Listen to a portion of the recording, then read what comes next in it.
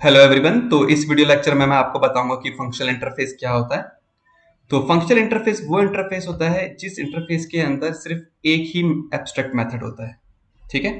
तो अगर हमने किसी इंटरफेस के अंदर एक ही एब्स्ट्रैक्ट मेथड लिया है तो हम उस इंटरफेस को क्या कह सकते हैं? फंक्शनल इंटरफेस कह सकते हैं। ठीक है। तो if an interface contain only one और single abstract method it is called functional interface. तो फंक्शनल इंटरफेस को डिफाइन करने का तरीका क्या है? इंटरफेस, ओके, डेमो, ओके, और फिर हमने लिखा abstract public void fun. Okay, so fun is a method name, okay, and it is abstract और ये क्या है? हमारा पब्लिक है। ओके, तो डेमो को हम क्या कह सकते हैं? फंक्शनल इंटरफेस कह सकते हैं। अब इसे फंक्शनल इंटरफेस क्यों कह सकते हैं? क्योंकि डेमो के पास सिर्फ एक ही एब्स्ट्रैक्ट मेथड है। ठीक है। अगर एक से ज्यादा एब्स्ट्रैक्ट मेथड होंगे तो वो इंटरफेस फंक्शनल इंटरफेस नहीं कहलाएगा। फंक्शनल इंटरफेस की क्या रिक्वायरमेंट है? कि फंक्शनल इंटरफेस के पास सिर्फ एक ही एब्स्ट्रैक्ट मेथड होना चाहिए। अब इंटरफेस के अंदर बाय डिफॉल्ट जितने भी मेथड्स होते हैं वो क्या होते हैं? पब्लिक और एब्स्ट्रैक्ट होते हैं। तो आपको पब्लिक और एब्स्ट्रैक्ट कीवर्ड लिखने की जरूरत नहीं है। ठीक है। अगर लिखा है तो कोई बात नहीं है, अगर नहीं भी लिखेंगे तो आपका प्रोग्राम कंपाइल हो जाएगा। जैसे मैं अगर यहाँ आपको कंपाइल करके दिखाऊं, test.java, ठीक है, राइट हैंड साइड में आप देख सकते हैं। तो ये इजीली कंपाइल हो गया। और अब मैं इसको कीवर्ड्स को अगर यहाँ से हटा दूं, ठीक है, फिर भी आपका प्रोग्राम सक्सेसफुली कंपाइल हो रहा है। ठीक है ना। तो अगर किसी इंटरफेस के पास सिर्फ एक ही एब्स्ट्रैक्ट मेथड है, ठीक है, तो वो इंटरफेस क्या कहलाता है? आपका फंक्शनल इंटरफेस कहलाता है। ठीक है। हमारे पास लाइब्रेरी इंटरफेसेस भी हैं। For example runnable, okay, runnable interface use होता है मल्टी थ्रेडिंग में। ठीक है। अगर आपको मल्टी थ्रेडिंग इंप्लीमेंट करनी है तो आपको रनेबल इंटरफेस को इंप्लीमेंट करके भी आप मल्टी थ्रेडिंग इंप्लीमेंट कर सकते हैं। रनेबल इंटरफेस के पास सिर्फ एक एब्स्ट्रैक्ट मेथड होता है और उस एब्स्ट्रैक्ट मेथड का नेम क्या होता है? Public void run. तो रनेबल इंटरफेस को हम क्या कह सकते हैं? फंक्शनल इंटरफेस कह सकते हैं, क्योंकि इसके पास सिर्फ एक ही एब्स्ट्रैक्ट मेथड होता है, रन। इसी तरीके से हमारे पास एक और एब्स्ट्रैक्ट इंटरफेस है, कॉलेबल। ओके, कॉलेबल के पास एक एब्स्ट्रैक्ट मेथड होता है आपका कॉल। ठीक है।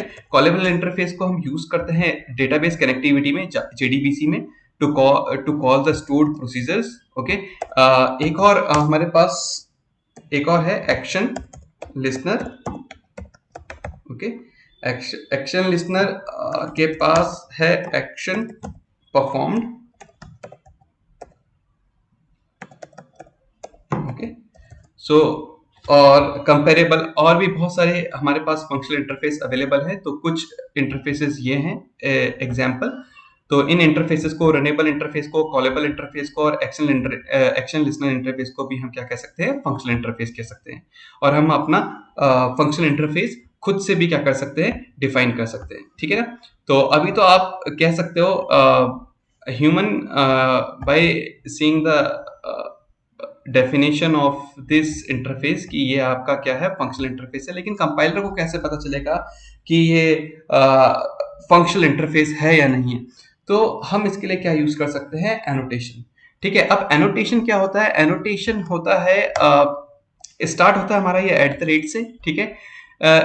एनोटेशन ऐड करता है एक्स्ट्रा फीचर, आपके एक्स्ट्रा इंफॉर्मेशन आपके कोड में।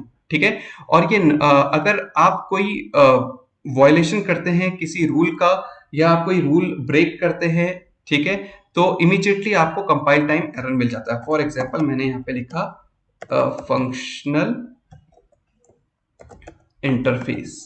ओके, तो अब अगर आपने फंक्शनल इंटरफेस के रूल को ब्रेक करा तो आपके इस कोड में आपका क्या आ जाएगा?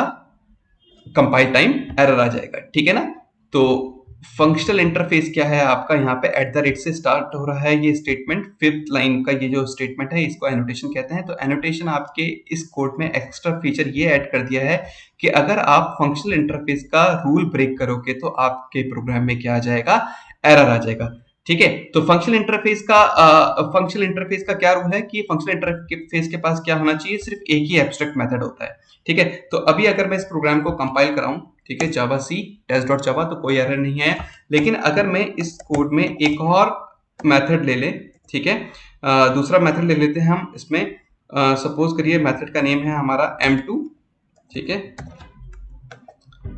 तो अब मैं अगर अब देखिए, अब डेमो क्या है हमारा, एनोटेशन में हमने क्या लिखा है, it is a functional interface. क्या है, फंक्शनल इंटरफेस है, और फंक्शनल इंटरफेस के पास क्या होना चाहिए, सिर्फ एक ही एब्स्ट्रैक्ट मेथड होना चाहिए। लेकिन अब हमने इसके अंदर क्या ले ली है, दो एब्स्ट्रैक्ट मेथड ले लिए हैं।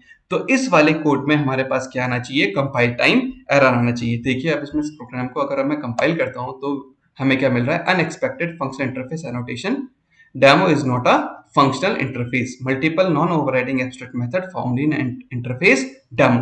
तो ये बता रहा है कि डेमो के पास एक से ज्यादा एब्स्ट्रैक्ट मेथड हैं, और रूल क्या कहता है फंक्शनल इंटरफेस के लिए, कि फंक्शनल इंटरफेस के पास सिर्फ और सिर्फ एक ही एब्स्ट्रैक्ट मेथड होना चाहिए। तो अब ये क्या है, हमारा फंक्शनल इंटरफेस है, ठीक है। अब मैं इसको सेव कर लेता हूं। अब हमारे कोड में कोई एरर नहीं आएगा, हमारा प्रोग्राम सक्सेसफुली कंपाइल हो रहा है। तो इस बात का आपको ध्यान रखना है कि फंक्शनल इंटरफेस के पास सिर्फ और सिर्फ एक ही एब्स्ट्रैक्ट मेथड होता है। और एनोटेशन अगर हम यूज करते हैं तो हमारे कंपाइलर भी हमें बता देता है कि अगर हम कोई रूल ब्रेक करते हैं तो हमें इमीडिएटली नोटिफाई करता है कि आपने कोई प्रोग्रामिंग या मेथड का जो रूल है वो ब्रेक करा, ठीक है ना। तो ठीक है, अब नेक्स्ट है आपका जावा 1.8 ऑनवर्ड्स। हम इंटरफेस के अंदर डिफॉल्ट मेथड्स और स्टैटिक मेथड भी क्या कर सकते हैं, डिफाइन कर सकते हैं। ओके, तो क्या हम फंक्शनल इंटरफेस के पास भी डिफॉल्ट मेथड और स्टैटिक मेथड डिफाइन कर सकते हैं? बिल्कुल। डिफॉल्ट, ठीक है, void, okay, and method 1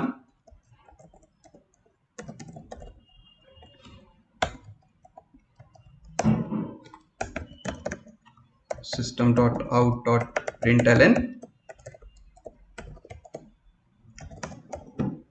default method, okay, और static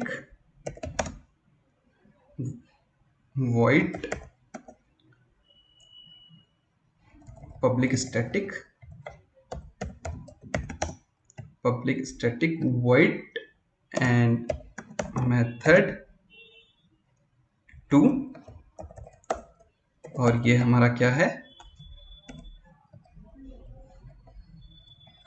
ये हमारा है स्टैटिक मेथड, ठीक है।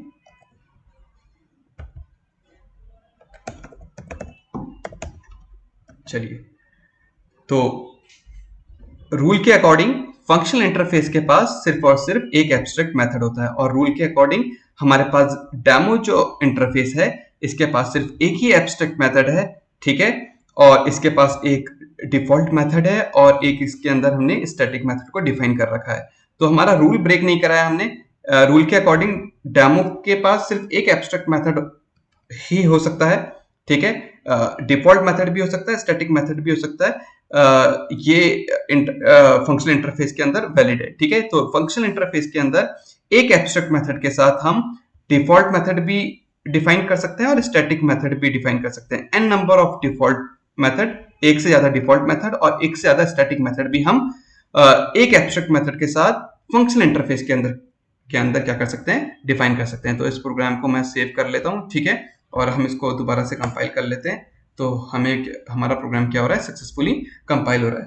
तो आपको इस बात का ध्यान रखना है कि फंक्शनल इंटरफेस के अंदर सिर्फ एक ही एब्स्ट्रैक्ट मेथड होता है, और उस एब्स्ट्रैक्ट मेथड के साथ हम एक से ज्यादा डिफॉल्ट मेथड और स्टैटिक मेथड क्या कर सकते हैं, डिफाइन कर सकते हैं। तो मैं एक और डिफॉल्ट मेथड ऐड कर रहा हूं, ठीक है, डिफॉल्ट मेथड 2। तो अभी भी हमारा प्रोग्राम क्या होगा, सक्सेसफुली कंपाइल हो रहा है, ठीक है ना। तो ये होता है फंक्शनल इंटरफेस, कि फंक्शनल इंटरफेस के अंदर हम एक ही एब्स्ट्रैक्ट मेथड डिफाइन कर सकते हैं, एक ही एब्स्ट्रैक्ट मेथड ले सकते हैं, लेकिन एक से ज्यादा डिफॉल्ट मेथड और एक से ज्यादा स्टैटिक मेथड भी हम क्या कर सकते हैं, डिफाइन कर सकते हैं, ठीक है। तो उम्मीद है यहां तक आपको समझ में आ गया होगा, ठीक है। अब फंक्शनल इंटरफेस को हम देखते हैं इनहेरिटेंस में कैसे फंक्शनल इंटरफेस डिफाइन कर सकते हैं, ठीक है। तो सपोज करिए डेमो हमारे पास है, ठीक है, इंटरफेस चाइल्ड डेमो।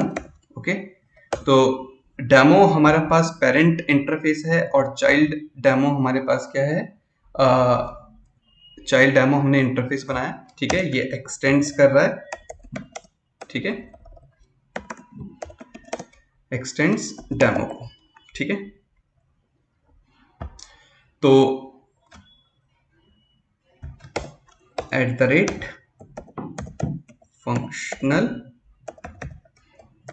इंटरफेस, ठीक है। तो डेमो, ठीक है, डेमो हमारा फंक्शनल इंटरफेस है कह सकते हैं, क्योंकि डेमो के पास सिर्फ एक ही एब्स्ट्रैक्ट मेथड है। क्या चाइल्ड डेमो किसका डेमो का चाइल्ड है, ठीक है, डेमो पेरेंट इंटरफेस है और चाइल्ड डेमो चाइल्ड इंटरफेस है, ठीक है। और इनहेरिटेंस की हेल्प से चाइल्ड डेमो इनहेरिट कर रहा है पेरेंट के एब्स्ट्रैक्ट मेथड को, ठीक है। तो हमारा चाइल्ड डेमो भी क्या कहलाएगा, फंक्शनल इंटरफेस कहलाएगा, और जो डेमो है वो भी हमारा फंक्शनल इंटरफेस कहलाएगा। तो यहाँ पे कोई कंपाइल टाइम एरर नहीं आएगा, तो हमारा प्रोग्राम क्या होगा, सक्सेसफुली कंपाइल हो जाएगा। देखिए हमारा प्रोग्राम सक्सेसफुली कंपाइल हो रहा है, कोई दिक्कत वाली बात नहीं है। तो बाय इनहेरिटेंस हम इस तरीके से कर सकते हैं, ठीक है। अगर मैं इसके अंदर मेथड ओवरराइड करते हैं हम void fun, ठीक है, फिर भी ये क्या होगा, there is no compile time error, ठीक है। तो यहाँ पे देखिए ये डेमो क्या है, फंक्शनल इंटरफेस है, चाइल्ड है पेरेंट डेमो का, और यहाँ पे हमने दोबारा से एब्स्ट्रैक्ट मेथड को रीडिक्लेयर कर दिया, ठीक है ना। तो हम यहाँ पे क्या कर रहे हैं, ओवरराइडिंग कर रहे हैं, ठीक है। तो ओवरराइडिंग पॉसिबल है, ठीक है। तो चाइल्ड डेमो के अंदर क्या माना जाएगा, सिर्फ एक ही मेथड माना जाएगा void fun, तो ये भी वैलिड है, ठीक है, इसमें कोई भी दिक्कत वाली बात नहीं है। चाइल्ड डेमो भी हमारा इंटरफेस कहलाएगा, फंक्शनल इंटरफेस, और डेमो भी हमारा फंक्शनल इंटरफेस, ठीक है। ओवरराइडिंग की हेल्प से यहाँ पर फन मेथड क्या है हमारे पास, एक ही माना जाएगा, ठीक है। सिंगल एब्स्ट्रैक्ट मेथड ही काउंट होगा, वो 2 एब्स्ट्रैक्ट मेथड काउंट नहीं होगा, ठीक है। लेकिन अगर हम चाइल्ड डेमो के अंदर कोई और मेथड डिफाइन कर देते हैं, सपोज करिए हमने डिफाइन करा है मेथड, ठीक है, तब देखते हैं। अब इस वाले केस में हमारे पास क्या आ जाएगा, यहाँ पर एरर आ जाएगा, ठीक है, चाइल्ड टेस्ट। तो ये क्यों आया ये आपका कंपाइल टाइम एरर, क्योंकि चाइल्ड डेमो बाय इनहेरिटेंस इसके पास एक एब्स्ट्रैक्ट मेथड तो पेरेंट से आ गया, ठीक है, और दूसरा खुद चाइल्ड डेमो के अंदर हमने क्या कर रखा है, डिफाइन कर रखा है, ठीक है। तो इतना आपको समझ में आ गया कि फंक्शनल इंटरफेस को हम इस तरीके से इम्प्लीमेंट, ये रूल्स होते हैं फंक्शनल इंटरफेस के, ठीक है। तो होप आपको समझ में आ गया होगा फंक्शनल इंटरफेस क्या होता है, एनोटेशन क्या होता है, ठीक है ना।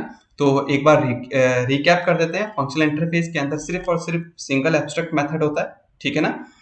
और फंक्शनल इंटरफेस में हम सिंगल एब्स्ट्रैक्ट मेथड के साथ हम मल्टीपल डिफॉल्ट मेथड्स और स्टैटिक मेथड को भी डिफाइन कर सकते हैं, वैलिड है। एनोटेशन की हेल्प से हमें पता चल जाता है कि हम कोई मेथड का या क्लास का कोई रूल ब्रेक तो नहीं कर रहे हैं। अगर हम कोई रूल ब्रेक कर रहे हैं तो हमारा जावा का कंपाइलर हमें नोटिफाई कर देता है, ओके। जैसे कि यहाँ पे देखिए हमें इस वाले एग्जांपल में एरर आ रहा है, ठीक है। हमने क्या लिखा है, चाइल्ड डेमो के ऊपर हमने डिक्लेयर कर रखा है @ के साथ। @ एनोटेशन लिखने का तरीका है, सबसे पहले @ आता है, फिर हम एनोटेशन नेम लिखते हैं, ठीक है। अगर हम ओवरराइड कर रहे होते हैं तो ओवरराइड लिखते हैं, ठीक है, @ ओवरराइड। तो यहाँ पे क्या है, हम लिख रहे हैं @ फंक्शनल इंटरफेस, यानी कि हम ये डिक्लेयर कर रहे हैं कि चाइल्ड डेमो क्या है, हमारा फंक्शनल इंटरफेस है। अगर चाइल्ड डेमो फंक्शनल इंटरफेस का कोई भी रूल ब्रेक करता है तो कंपाइलर हमें क्या देगा, कंपाइल टाइम एरर देगा। तो इस वाले केस में हमारा फंक्शनल इंटरफेस, ये चाइल्ड डेमो हमारा जो इंटरफेस है, ये फंक्शनल इंटरफेस के रूल को ब्रेक कर रहा है, क्योंकि चाइल्ड डेमो इंटरफेस के पास एक मेथड है मेथड, ठीक है, और एक मेथड है फन मेथड। तो इसके पास 2 एब्स्ट्रैक्ट मेथड हैं जो कि फंक्शनल इंटरफेस के रूल को ब्रेक कर रहे हैं। होप ये आपको वीडियो पसंद आया होगा, ठीक है। नेक्स्ट वीडियो लेक्चर में मैं आपको बताऊंगा कि लैम्डा एक्सप्रेशन क्या होता है, ठीक है ना। फंक्शनल इंटरफेस में हम लैम्डा एक्सप्रेशन कैसे यूज कर सकते हैं। Thank you.